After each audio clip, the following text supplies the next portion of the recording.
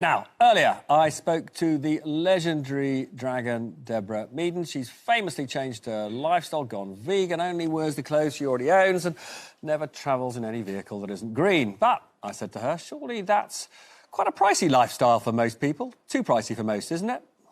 Oh, well, I'm not sure. I mean, not buying any new clothes is not expensive. In fact, you know, I'm amazed at how much more money how much money I'm not spending. But I thought you'd admitted you've got quite a lot of clothes already in your closet. Not everybody does. No, you're absolutely right. And that is the single biggest comment that I get. But I've actually had a jolly good clear out. I've sent most of those clothes out to Oxfam, to all of the designer shops. So I'm now down to a pretty limited wardrobe.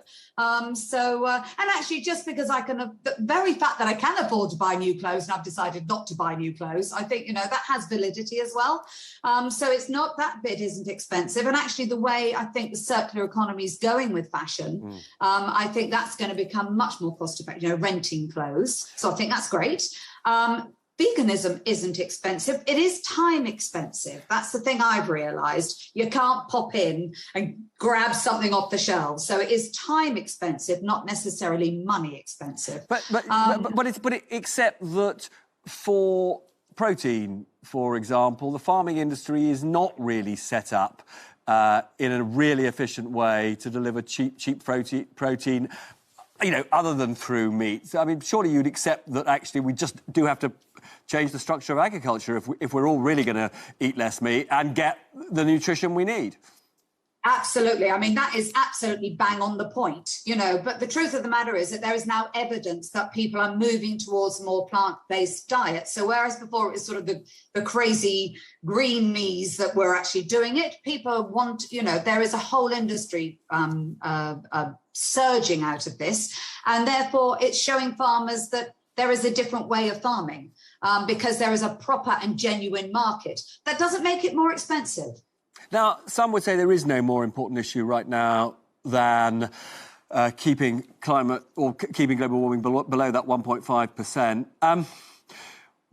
Are you sympathetic to those protesters, for example, who are blocking the M25? Would you do that? Well, I guess you've got to do whatever you've got to do to get yourself heard. And, you know, there is a history of demonstrations that have actually changed the world.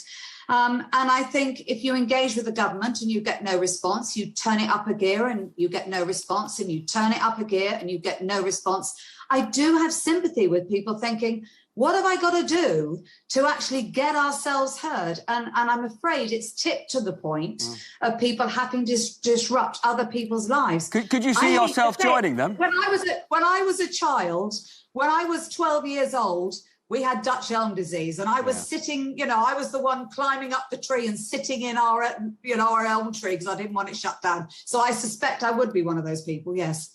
Now, you've supported this very important campaign to reduce microplastics in the oceans, and the evidence on the damage it's doing is really appalling. One of the recommendations that you supported from the All-Parliamentary Group was that from 2025 all washing machines should be fitted with these filters. And that seems an enormously long time away. Surely we could be doing more before 2025.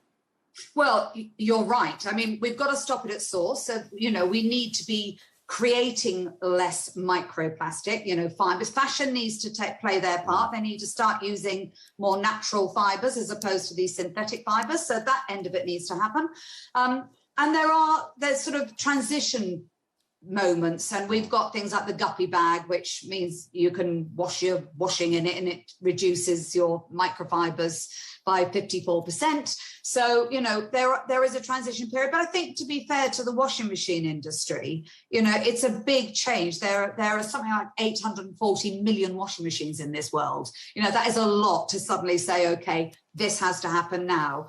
But it has to happen by 2025. You know, that is 3 years away. It might feel like a long time, but there's a lot to do to make that happen. So we've got to be reasonable about it, but it's got to happen by then. I think my issue is that there needs to be legislation to say, what have those filters got to do? There's no point in them filtering out 20% of the microfibers. You know, we need to say the standard is that all washing machine filters need to filter out 80% of the synthetic fibres.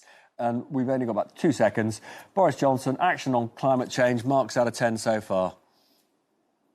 Words, 8. Actions, 4. OK, very helpful. Lovely to see you. And you.